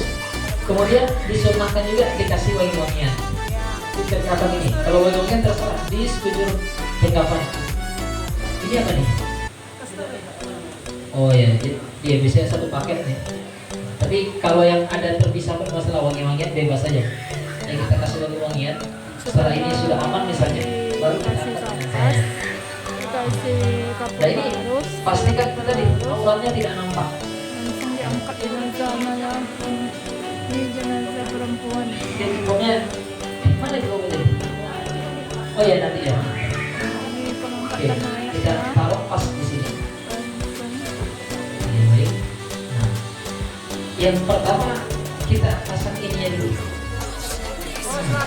Jadi ini kan mohon maaf saya lupa tadi. Ini kan kita lap pakai handuk tadi kan.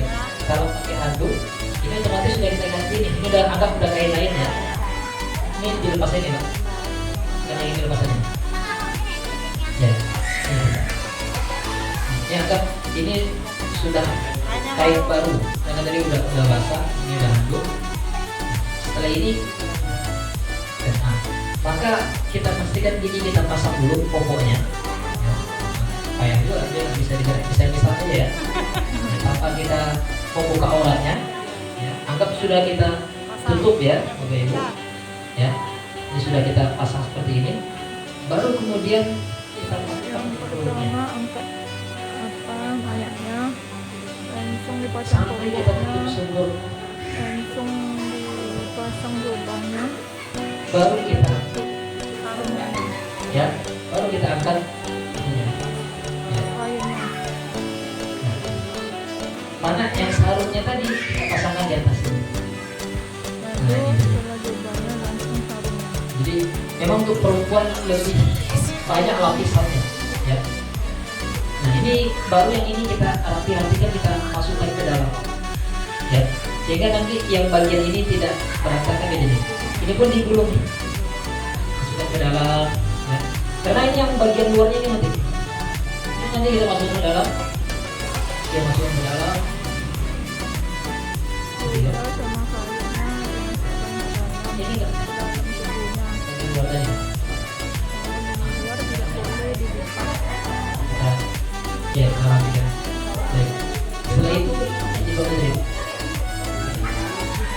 Hah? Enggak dari dulu.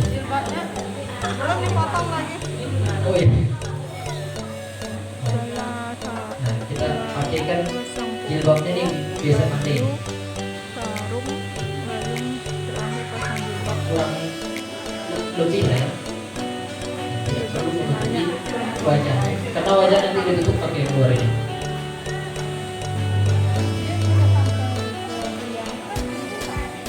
Oke, baik, Bapak Ibu yang Allah Subhanahu wa Ta'ala. Nah, ini ada dua cara. Ada yang oh iya tadi, ya, mohon saya lupa tadi. Tadi kita gini kan, anggota tubuhnya tadi juga sama kita kasih wangi-wangian tadi, ya. Ini kan tadi kalau baru sudah, terutama anggota tubuhnya, ya, wajah, tangan, kaki, kita kasih wangi-wangian. Seluruh anggota tubuh sudah kita kasih wangi-wangian. Baru kemudian kita pasangkan ini tadi, ya tadi sebelum kita pasang baju kurungnya tadi, bisa kita kasih wangi-wangian, ya. Kemudian setelah kita ini untuk hidung tadi sebenarnya menutup itu kalau ada darah yang keluar saja sebenarnya, tidak perlu ditutup, tidak perlu pakai kapas. Tapi sebagai orang kadang itu pakai kapas itu tidak masalah juga sebenarnya sih, karena nggak ada ngaruhnya juga, ya, nggak ada ngaruh juga ditutup, kecuali kalau ada yang darah keluar itu penting. Tapi kalau tidak ada, tidak akan ada ngaruhnya. Nah, itu ada dua cara menutupnya. Ada sebagian dia pakai celana sisi kanan sisi kiri. Jadi sisi kanan dia sisi kanannya, sisi kanan dilipat, Dipasangnya dari sisi kanan dulu Ya. ya. dilipat rapi, kemudian sisi kiri Sisi dilipat kanan, rapi. lalu sisi Ini cara pertama. Ada cara yang kedua, memang ditautkan di tengah. atau cara yang kedua Ya, ditautkan di tengah, diputar-putar. Ah, itu dia. Ah. lalu diputar-putar dulu sobat. Itu ya. Nah, jadi Bapak Ibu sebenarnya fleksibel ya. Ada yang kayak gini boleh, ada yang kayak tadi sisi kanan sisi kiri juga tidak masalah ya. Nah, setelah itu kita ikatkan di sisi sebelah kiri. Lalu Sisi sebelah kiri karena itu nanti akan kita buka ketika kita kumpulkan. Ya, ya kita mulai dari atas dulu.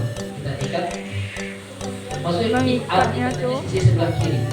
ikatnya Ya. dari sisi kiri ya pemirsa. Ikat kiri saja, Pak. Ikat mayatnya dari sisi kiri. Karena kita mau Ikat hidup aja. Ikat sebelah kiri. Ikat simpul yang tinggal langsung tarik nanti. Baik. Tadi prediksi aja. Nah, ini Nah untuk tangan Bapak Ibu sebenarnya tidak ada keharusan dilipat di sini. Tapi mau dilipat pun tidak masalah. Ya boleh. Yang penting ini tadi jangan memaksakan ketika tidak mungkin kan. Kalau sudah kaku gini, jangan dipaksakan dilipat. Ya. Atau ada sebagian mungkin sudah kaku terlipat, jangan dipaksakan dibuka juga. Kita fleksibel saja. Misalnya tangannya masih lentur, mau dilipat ya monggo silakan. Ya, karena sekali lagi posisi seperti ini itu orang sholat. Jenazah tidak harus kayak gini posisinya. Ya, tapi kalau misalnya bahwa Ustaz biar lebih ini diikat ya nggak masalah, dilipat nggak masalah juga. Nah biasanya kalau orang yang dilipat itu diikatnya, biar nanti nggak gini dia nanti, ya dilipat kemudian diikatnya untuk biar kuat. Setelah ini ya sudah udah selesai, berarti tinggal nanti kita angkat ke keranda segala macamnya. Baik, ada pertanyaan Bapak Ibu mengkampani jenazah ini? Kalau laki-laki tadi berarti ya langsung saja 3 hal yang kita lakukan. Kemudian siapkan popoknya itu saja, ya celana dalamnya maksudnya. Laki-laki nggak perlu biasa, cuma pakai celana dalam itu saja, ya. Nanti dipakai kanan kiri atau tadi dipauskan di tengah, salah. Gimana yang lebih nyaman saja, karena nanti posisi di kuburan miring ini, ya kan? Dan ini nanti kita buka lagi, semua kita lepas, ya. Dan bagian wajah dibuka, pipi ini menempel di tanah. Yang lain cukup dibuka simpulnya saja. Bagian wajah ini dibuka, ya wajah nempel ke pipinya maksudnya. Tidak usah dibuka utuh. Tetap dari atas kita nggak nampak terbuka. Ya jangan dibuka utuh juga. Tetap dari atas kita nggak nampak. Bagian bawah ini terbuka, pipi ini dia menempel ke tanah. Baik, ada pertanyaan Bapak Ibu? Gimana Pak?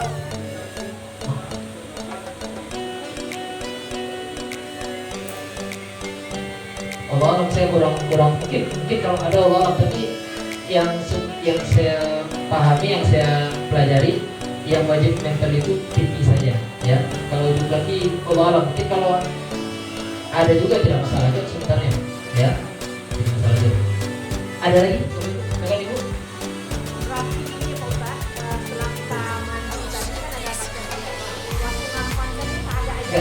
Nggak ada niat.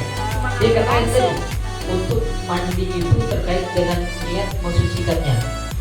Kapan ini kan kita hanya untuk menutupnya saja, tidak terkait sama kayak kita pakai baju kan nggak ada niat pakai baju, ya. Tapi kita mau wudhu ada niatnya, kita mau mandi wajib ada niatnya, seperti itu.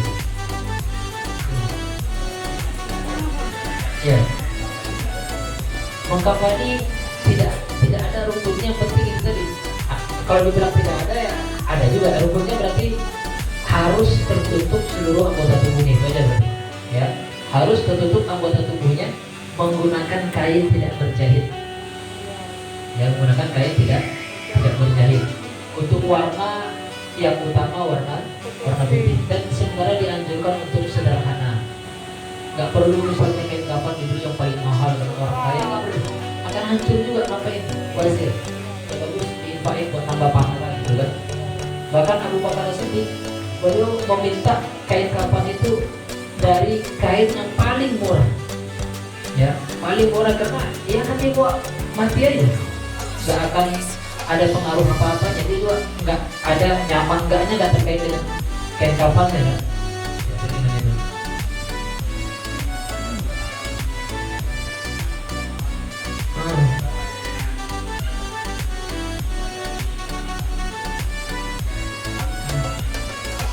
Boleh.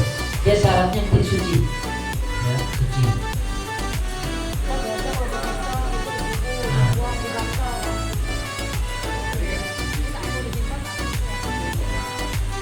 Iya. Ini sudah dihitung 2 ya, dia kan 1, 2, sebenarnya 3 lembar tambah 1 lagi kita taruh di tengah. Kalau laki-laki kan itu tadi saya katakan sebaiknya kita cari yang lebar, biar kita tidak perlu narik sisi kanan sisi kiri tengah. Jadi bisa kita buat, kita taruh sama sisi semuanya pas dia. Tapi kadang tadi ada yang kayak ini kan kurang lebar, kita taruh sama sisi, tarik dia. Makanya ya kalau dia 3 tadi, kanan kiri tengah satunya. kain ya, kain. Jadi itu tinggal pakai. Nggak perlu dibuat begitu lagi. Nggak, tetap 3 juga. Kalau lempar tetap 3 juga. Iya, lapis 3-nya. Dia kan tetap nggak, intinya Pak, pas di tengahnya 3 jadi itu. Karena kan yang tengah ketemu semua. Ini kan intinya kan biar sehingga aurat ini tertutup dia tidak. Kenapa perempuan lebih banyak? Biar itu tadi nggak transparan, nggak ini segala macam, dibuat ada baju kurungnya, tambah sarung lagi, pakai jilbab lagi, baru ditutup. Jadi banyak perempuan. Kalau laki-laki 3 aja kalau terserah, nggak masalah, cukup maksudnya. Dan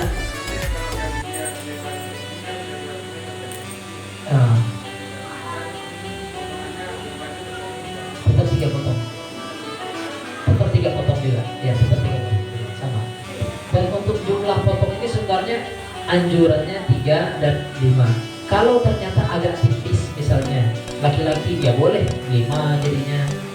Atau misalnya cuma ada 4 ya, 4 juga nggak masalah. Tapi emang afdol ganjil. Ya, yang utama adalah ganjil. Jangan kurang, kalau kurang udah jelas tidak bagus. Walaupun misalnya tebal, tebal nih cuma 1 aja. Sebaiknya kalaupun dia tebal tambah paling nggak 2. Ya, kalau bisa bagus 3. Ya, kalau bisa bagus 3. Silakan Ibu. Kapas bawah aja. Nggak perlu, ya. Di atas tidak perlu, tapi sekali lagi ini sifatnya adalah sesuatu yang tidak mengikat dengan syariat, sehingga mau ditambah kapas pun boleh, tidak masalah. Ya, bawah kasih kapas, kayaknya kurang empuk nih, kasih atas kapas lagi, tidak masalah. Ini tidak terikat dengan syariat. Ya, boleh-boleh saja, yang penting pastikan yang dipakai kan ke jenazah semua suci. Ya, kapasnya suci, kain kafannya suci gitu, dan pastikan dari harta yang halal. Ya, jangan pula udah kain kafan haram lagi misalnya gitu kan. Nah, itu kacau tuh. Ya, pastikan. Oke, kalau ada orang yang dia tidak memiliki apa-apa, kewajiban kaum muslimin membelikan. Dia buat beli kain kafan nggak ada, kewajiban kaum muslimin untuk membelikannya. Ya, pihak masjid itu wajib untuk kemudian membelikannya. Ada lagi Bapak Ibu? Ya, kalau untuk sholat jenazah, insyaallah sudah aja lah ya. Ya, untuk enggak, ini sudah selesai. Kapan nih? Kalau enggak, kalau sudah sholat jenazah mungkin sedikit mungkin. Ya, baik. Untuk sholat jenazah, posisi kalau jenazah itu seperti ini posisi pasnya, kepala di sebelah kanan kiblat. Jangan terbalik naruhnya. Ya, kepala sebelah kanan kiblat. Nah, kalau posisi jenazahnya laki-laki, imam berdiri di kepala. Kalau posisi jenazahnya perempuan, imam berdiri di perutnya, di bagian tengahnya. Nah, sekarang kalau jenazahnya campur gimana? Banyak nih yang meninggal, ada laki-laki, ada perempuan. Nah, gimana Bapak Ibu? Kalau seperti itu, posisinya dibuat berjejer, yang mana laki-laki paling dekat imam. Otomatis posisinya zigzag. Misal ya, ini jenazah perempuan, ya kan? Maka kalau ada 2 jenazah, maka laki-laki diletakkan di sebelah sini dan kepalanya berada di sini berarti. Di perut. Ya, relawan. Jadi imam sholat dapat dua-duanya. Ya, yang laki-laki pas di kepalanya, perempuan pas di perut. Begitu seterusnya. Enggak. Mungkin dia laki-laki dulu. Enggak, iya bang, laki-laki dulu, bukan perempuan dulu. Iya, tadi kan ini kan perempuan tadi ceritanya. Yang paling dekat imam yaitu laki-laki. Nah, bahkan kalau misalnya banyak jumlahnya dan tidak memungkinkan ke situ lagi, ya berarti perwakilan saja. Sangat banyak sekali misalnya, sehingga harus ada kiri macam. Ya nggak seperti itu lagi. Sudah, itu cukup mewakili yang imam di posisi yang dekat imam harus tepat. Tapi kalau masih mungkin kan kayak tadi 3 misalnya, 2 sini laki-laki, sini kepala laki-lakinya pas di perut yang perempuan. 3 misalnya, sini perempuan lagi. Atau kadang ada yang seperti ini, laki-laki, ada laki-laki, anak laki-laki, perempuan, anak perempuan. Maka itu sudah sering. Laki-laki, kemudian anak laki-laki, perempuan, kemudian anak perempuan. Laki-laki, perempuan, Ya, nah, jadi laki-laki, kemudian anak laki-laki itu kan disejajarkan perempuan, kemudian anak perempuan. Dia tetap tiap orang besar itu dia lebih didahulukan daripada anak-anak. Tapi laki-laki, anak-anak laki-laki tetap di depan perempuan sama seperti sholat Bapak Ibu. Kan walaupun dia anak-anak, laki-laki tetap posisinya di depan perempuan sholatnya sama dari seperti itu posisinya. Baik ya, nah untuk sholat jenazah niatnya mungkin kita tahu semuanya. Sholat jenazah lihat dan mayyit, kalau bagi laki-laki, kalau bagi perempuan yang hadis mayyit ya. Makanya sebaiknya kalau yang terbaik adalah kita tahu artinya. Jangan sampai pakai bahasa Arab nggak tahu artinya. Ya kalau misalnya nggak tahu artinya pakai bahasa Indonesia nggak masalah. Sengaja aku sholat jenazah untuk mayit laki-laki. Kalau tahu namanya sebutkan si fulan. Kalau nggak tahu namanya lebih baik tidak disebutkan. Karena kalau salah sebut nama nggak sampai. Saya sholat jenazah untuk si Ahmad, ternyata namanya Muhammad, nggak sah sholat jenazahnya.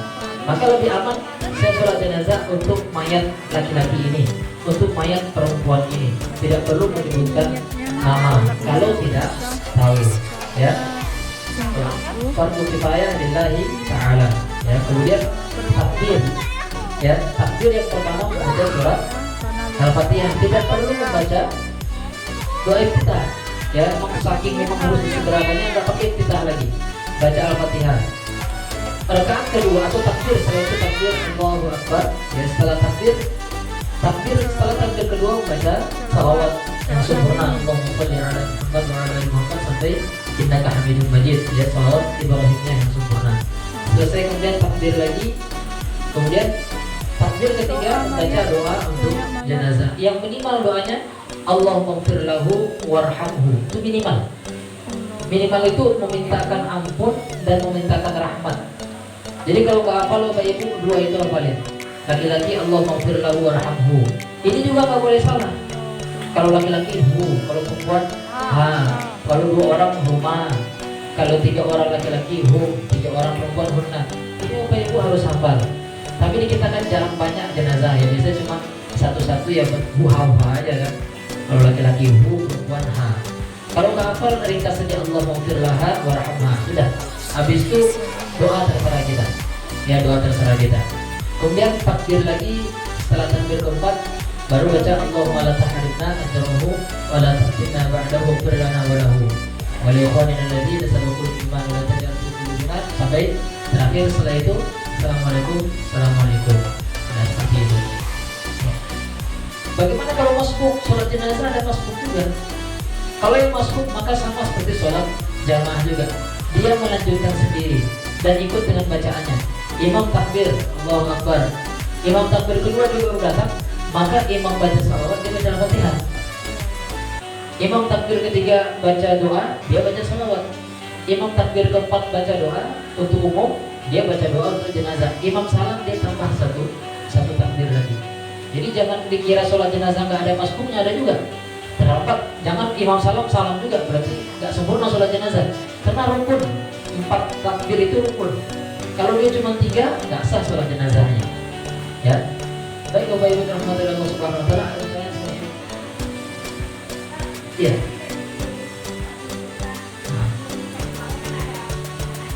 Oh gitu ya. Tidak masalah, tidak membatalkan wudu, tidak berdosa atau tidak kemudian harus apa tadi, kalau batal wudu dia tidak terkait dengan wudu ya. Tidak sampai kemudian ada sebagian orang nggak boleh netes air mata. Yang pasti yang mencium yang harus orang boleh menciumnya. Jangan yang nggak boleh, jangankan meninggal hidup aja nggak boleh gitu kan.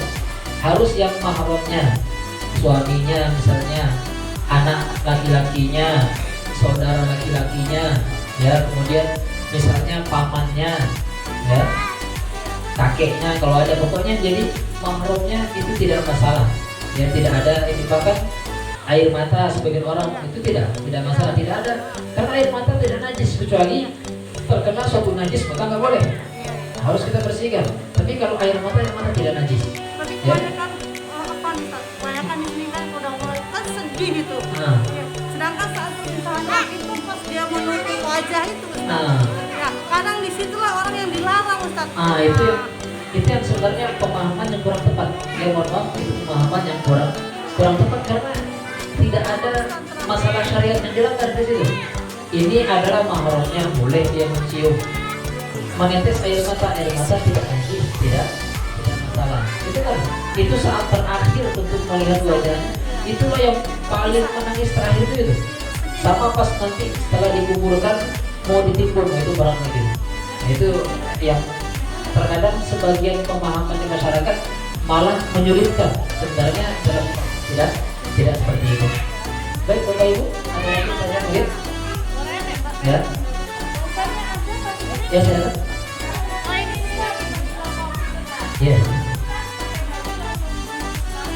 Iya ya. Enggak, itu karena darurat memang ya, kita tidak dalam kaidah fikih ad-daruratu tubihul mahdurat. Sesuatu yang darurat bisa menjadikan boleh sesuatu yang tadinya nggak boleh. Hukum asalnya nggak boleh, harus dimandi seperti normal. Tapi karena kondisi COVID seperti itu, maka tim medis mengikuti protokolnya gimana? Kalau misalnya memandikannya harus dengan disemprot dari jauh, misalnya ya semprot dari jauh, atau saya nggak tahu juga protokol kalau di COVID. Intinya kalau memang ilmiah dan terbukti ini berbahaya kalau dimandikan secara normal, kita yang hidup ini lebih layak untuk dilindungi daripada kemudian memandikan jenazah ini. Ya, menjaga nyawa itu punya wajib, fardu ain. Memandikan jenazah fardu kifayah, lebih utama fardu ain daripada fardu kifayah. Maka boleh kalau kemudian memang aturan protokol kesehatan seperti itu, maka dengan alasan darurat ya sudah, langsung dibungkus seperti itu, tinggal kemudian dimasukkan peti sholat jenazah. Tapi pernah lihat di salah satu sosmed itu korban COVID itu ditayamumkan Ustaz. Ada yang diamukan? Tapi dari luar petinya dia. Dari luar petinya? Iya. Itu nggak perlu lagi. Nggak perlu lagi. Malah dia ada istilahnya, konteksnya fatilu tohiro ini. Ada orang yang dia memang kehilangan dua-duanya, nggak bisa pakai air, nggak bisa tayamum, maka nggak perlu sama sekali. Ya, karena di luar peti yang nggak ada gunanya. Tayamum itu harus di wajah dan di tangan. Sedangkan dia nggak boleh bersentuhan, ya sudah. Berarti tidak dilakukan apa-apa, tidak dimandikan, tidak diwudukan, tidak ditayamumkan. Karena dia kehilangan dua-duanya. Ya, untuk bersuci kan dengan air dan dengan tanah, dia nggak boleh disentuh, otomatis tidak perlu diapa-apakan lagi, dikafani, langsung masuk peti kemudian disolat jenazah. Nah, itu tadi sholat jenazah itu yang harus bersuci itu kita. Ya, kita wudhu segala macam, jenazah gimana pun kondisi tidak terpengaruh dengan sholat jenazah yang kita lakukan. Baik, ada lagi Bapak Ibu? Ya, kalau masih ada 3 menit lagi menjelang jam 6. Baik. Oh ya. Baik, ya. Oh iya. Ya. Ya.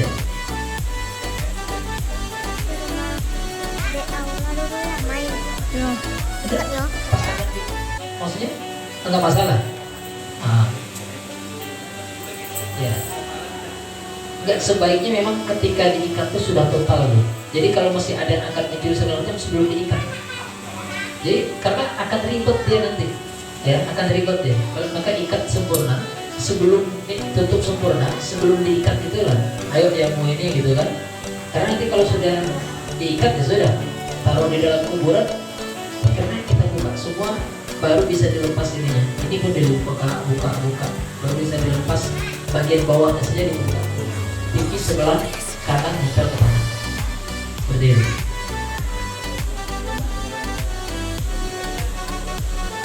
Ya. Dia kan kadang setelah di tadi itu, kalau belum diikat masih bisa dia terbuka. Karena yang atas itu kan harus kita pelintir tuh, tertutup wajahnya jadinya. Ya, tertutup wajah jadinya.